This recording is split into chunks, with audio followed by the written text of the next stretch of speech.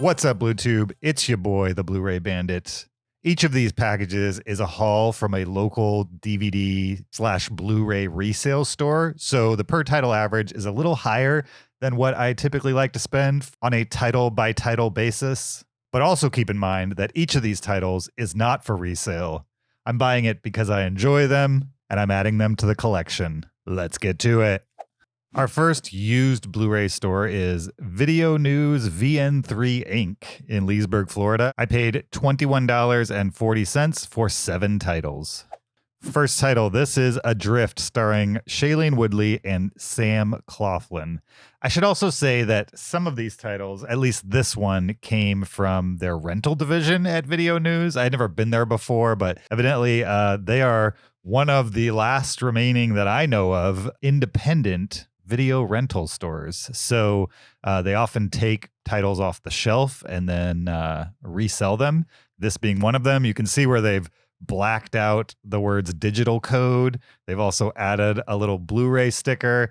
And if we were to take a look on the inside, you'll see not only is there a disc missing, probably the DVD, but there's also a little ring sticker and a Blu-ray sticker on the disc itself. So I can't do anything about this black mark or this. I'm probably going to damage the cover if I take those off, but I will be able to take these stickers off. At least traditionally I've been able to. But anyway, Adrift is a great movie. I thoroughly enjoyed it the first time I saw it in a movie theater. Have not seen it since, but have always wanted to add it to the collection. It's definitely a quiet film. It's a survival film about these two people that get marooned in the middle of the ocean and have to live together. And they're like a young couple. I don't even believe they're married. They don't know if they're going to make it. And so their relationship is strained. It's not necessarily an action movie. It's probably more drama with minimal action elements here and there. But I really enjoy Shailene Woodley as an actor, and I remember Sam Claflin being fine in the movie as well. I wish I could have found this at a pawn shop. Probably could have gotten it at a better price. If I do, I'll replace it and sell this copy. But for now, it's going on the shelf.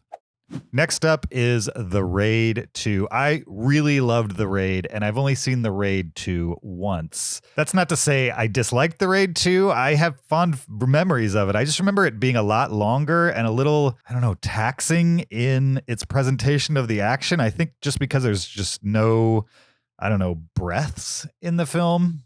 It's just constant action, which is kind of how The Raid 1 was as well. But for some reason, the formula didn't work quite as well on first watch when it comes to The Raid 2. I know there's a Raid and Raid 2 collection out there somewhere that I'd prefer to put on my shelf. That way I can save one Blu-ray case. But I haven't been able to find that one out in the wild. But I did find this. I paid a slight premium for it, buying it at a used store as opposed to a pawn shop. But I've been on the hunt for it for the past couple of years and just haven't been able to find it out in the wild. Added to the collection. Here we go. It's A Star Is Born, starring Bradley Cooper and Lady Gaga. Yet another movie that I've only seen once and want to rewatch. I remember really enjoying this film, enjoying the performances of both the stars. This is Bradley Cooper's first movie that he's directed. He has another one coming up titled Maestro this holiday season. I'm interested to see how that pans out. It's his follow-up to A Star Is Born. This one is unopened and sealed, and it'll probably stay that way until I get a chance to rewatch it. I also think maybe there's a 4K out there for this film, so I might just see if I can find that at a decent price, keep this sealed, and then resell it to help pay for that title. Not 100% sure, but for now, it's hitting the shelves. Next up is Dark City, the director's cut, starring Rufus Sewell, Kiefer Sutherland, Jennifer Connelly, and William Hurt. This is a strange movie. This one's from Alex Proyas. It's a very visual sci-fi film. You can definitely tell this is from the early days of Blu-ray because you've got your double-sided case insert. It feels like maybe at some point somebody replaced this case from the old style to the new style. One of the things that might tip that off is that the cover is like a little wavy. I don't know if you can see it. I'm not talking about the plastic in here. I'm looking at the insert. It's almost like there's just needs to be like a fraction more space here on the side in order for this insert to lie completely flat. That being said, the case isn't in particularly great condition, and the insert itself has a few blemishes. I think that's actually the plastic and not necessarily the insert. I'm going to go ahead and throw this in one of the older Blu-ray cases and see if it flattens out the insert. This isn't worth much. In fact, if you take the per title average for this haul, I maybe lost $2, but I never see this movie in pawn shops in my area. I've always wanted to add it to the collection, but the only option available to me was to buy it on eBay. And typically, the cheapest shipping you're going to find on a Blu-ray on eBay is roughly $4, maybe a few cents less, but pretty close to $4 if you're rounding up. So since this is only worth about $3 on eBay, you're going to also have to add $4 on top of that, which is less than the per title average for this used movie store haul. Ultimately, I saved money compared to buying it as a one-off title on eBay. But of course, I would have preferred to have found it physically in a local pawn shop. Regardless, I'm excited to add it to the collection. And here we go. This is the first of 3 4Ks for this shop. This 4K is really beat up. I don't know if you can see it, but there are all kinds of scratches across the top of the case. There's actually a little puncture in the insert right there. The back looks decent other than just being entirely scratched up across the top. It's really ugly. I have some extra 4K cases. I'm going to replace this case. Hopefully it'll shine much better. It's not going to fix the puncture in the insert, but it'll make it much more presentable when I resell it on eBay. I'll also put it in a case where you're not seeing that the Blu-ray is missing, although I will disclose that on the listing. Blade Runner 2049, great film. A used copy will run you about $12 on eBay, so I plan on reselling this to help pay for some of the titles in this haul that I plan on keeping.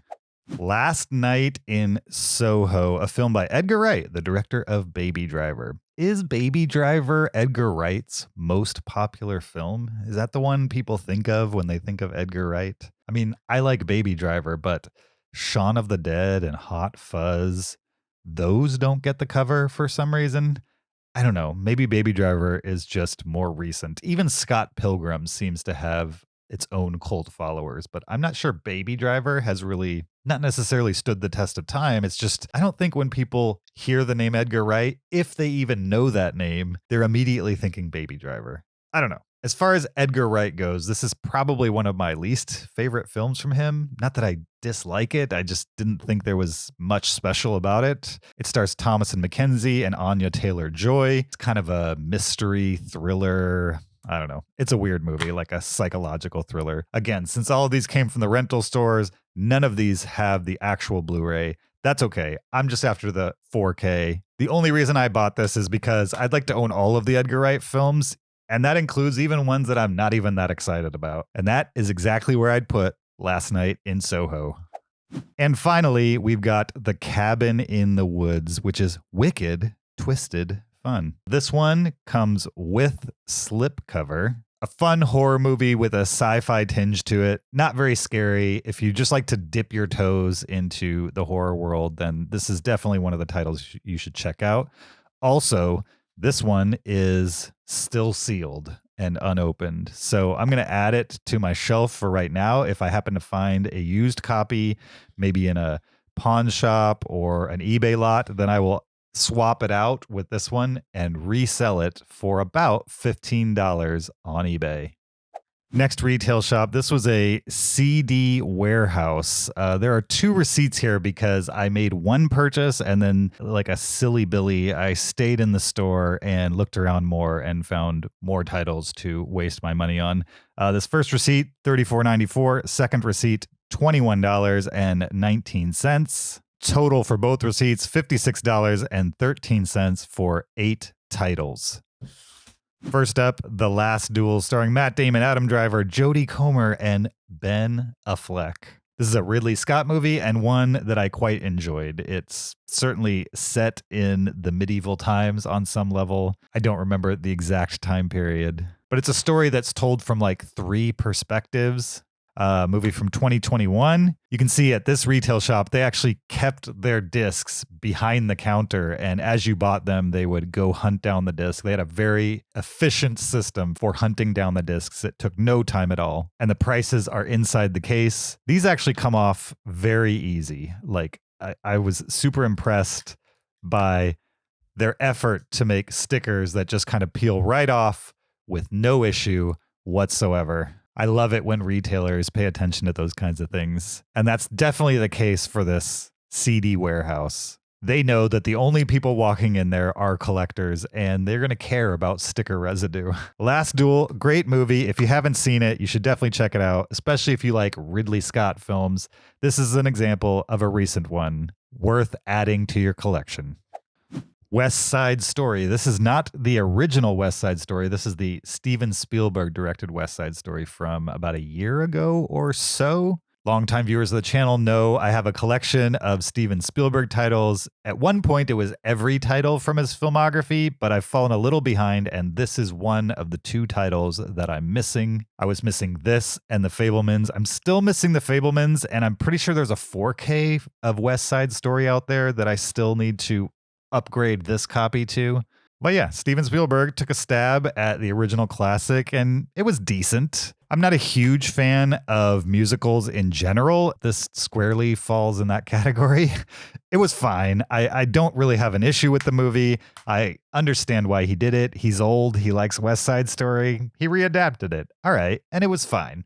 It's not going to replace the original as far as people who love the classic version. Look, I'm just looking to keep my Spielberg filmography collection rolling. So that's why I paid a little bit of a premium for this 2021 release. From a movie I didn't care too much about to a movie that I care a lot about. This is Election, starring Matthew Broderick and Reese Witherspoon, directed by Alexander Payne. This is a movie that I truly love and loved ever since I first saw it. This is the Criterion Collection version of Election. I'm not 100% positive, but I think maybe this is the only way to own this movie on Blu-ray. It's coming from a restored 4K digital transfer. Hopefully someday we'll get a 4K of this. Not that it's a movie that has to look as clean as possible. It's basically a straight up comedy with a little bit of drama in it. It's definitely not a politically correct movie in any way, shape, or form. But if you've seen it, you know it's pretty awesome. It kind of reminds me of Rushmore, where you have an adult and a teenager kind of in a war, and both sides get carried away. It's really funny. It shows off Matthew Broderick's comedic chops very well as Reese Witherspoon's. 2 infinitely likable actors paired with a great director. If you haven't seen Election, definitely check it out. And here's another 4K. This is A Simple Plan, starring Anna Kendrick and Blake Lively. Kind of a twisty, I guess it's a whodunit. It's more like a revenge whodunit. I don't know exactly. A mystery movie, you might say, where people are double-crossing each other left and right. It's a fun movie. It's kind of like a girls behaving badly kind of thing. It's a delicious adult thriller. Couldn't have said it even better than Forbes for some reason. We don't even get the critic who said that. We just get Forbes. All right. Forbes, the magazine. This one is the Blu-ray. And there you got the 4K. And here's another one of them stickers. Love how that comes right off. I also noticed another little sticker here. I wish they had removed this one, but they probably didn't remove it because they don't want to damage this 4K Ultra HD.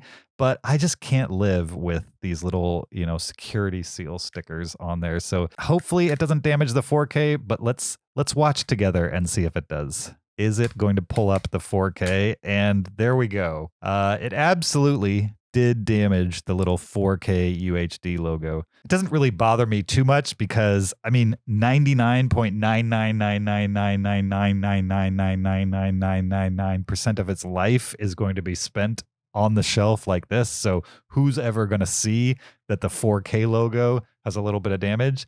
Bothers me a little bit in the back of my mind in this very moment, but I'm pretty sure I'll be able to forget it here shortly. And finally, we've got the Star Trek Original 4-movie collection in 4K and Blu-ray. The only one I'm really interested in is the 4K Ultra HD collection and with digital code. Yeah, I like these original Star Trek movies. They're really fun. Some of them are actually even better than fun, like Star Trek II, The Wrath of Khan. I believe that is a legitimately good movie, even if you don't enjoy Star Trek. Then you've got Star Trek III, The Search for Spock, and finally, Star Trek The Motion Picture. I'm excited to add these titles to my collection in 4K. Here is the Blu-ray version. I wonder if there's digital codes in this one. Nope, just one set of digital codes, probably in 4K. Here we've got Star Trek IV, The Voyage Home, Star Trek The Wrath of Khan, Star Trek III, and the original Star Treks. For some reason, somebody put these discs in backwards. I'm not sure why. I don't really even care about the Blu-ray version. It was nice of them to separate them. I'm tempted to sell the Blu-rays to help pay for the price of this, but then what do I do with this box, right? I can't just put Star Trek in here and be like, oh, this is my collection of Star Trek. But this box, I can't throw it out, right? It's the collector's dilemma. Don't care about the Blu-ray, only want this. But then I'm probably going to have to take up a bunch of shelf space, keeping them together just because of this dumb, awesome cardboard box. All right, there we go. The full haul from local used media stores. 15 titles at a total cost of $77.53. That makes a per title average of $5.16 each, and a total estimated value of $102. Not bad considering how many 4Ks are in here, and that Criterion. But also there's definitely a fair share of Blu-rays, and I typically won't pay $5 for a used Blu-ray. So it's definitely a give and take. Don't forget to like, subscribe, and leave a comment for the YouTube algorithm. Larry, we're not electing the Pope here. Just tell me who won. Thanks for watching. We'll see you next time. Until then, goodbye.